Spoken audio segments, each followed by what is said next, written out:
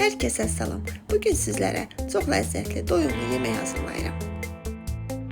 1 ədəd yaşıl, 1 ədəd qırmızı biber, 1 ədəd soğanı kub-kub doğrayırıq.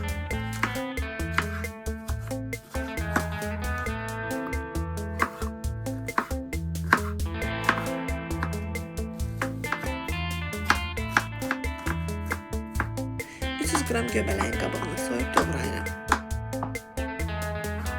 400 qram dana ətini kub şəklində doğrayıram. Tavaya duru yağ əlavə edib möhkəm qızdırıram.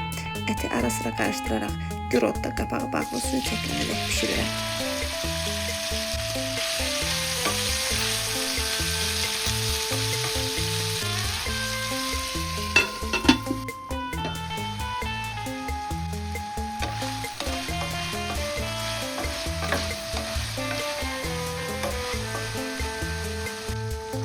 Ardından kərə yağı əlavə edib qovururam. Üzərinə soğan və biberləri əlavə edib soğan yumşalana dək qovurmağa davam edirəm.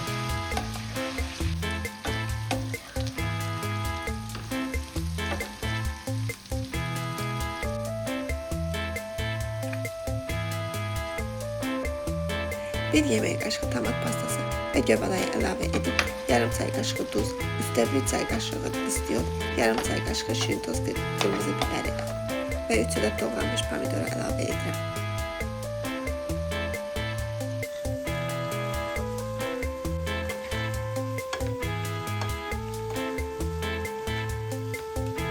Kənarda bir yemək qaşığı nişastanı 1 stəkan yarım soyuq suyla qarışdırıb əlavə edirəm.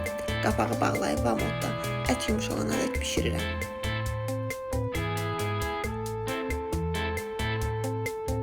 Bu arada yarım stəkan verməşili yağsız tavada qovurub götürürük. Qazana 2 yemək qaşığı kərə yağı və yuyub suyunu süzdüyümüz 2 stəkan düyünü əlavə edib düyünün rəngi dəyişənə dək azca qovururuq.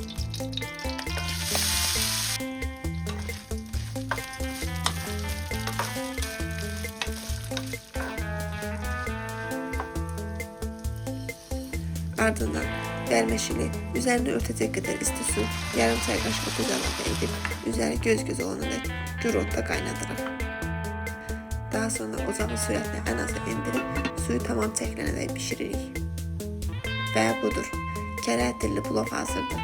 Digər tərəfdə əti yoxladım. Pambıq kimi bişib. Əgər sizə ehtiyac olarsa biraz da su əlavə edib pişirə bilərsiniz.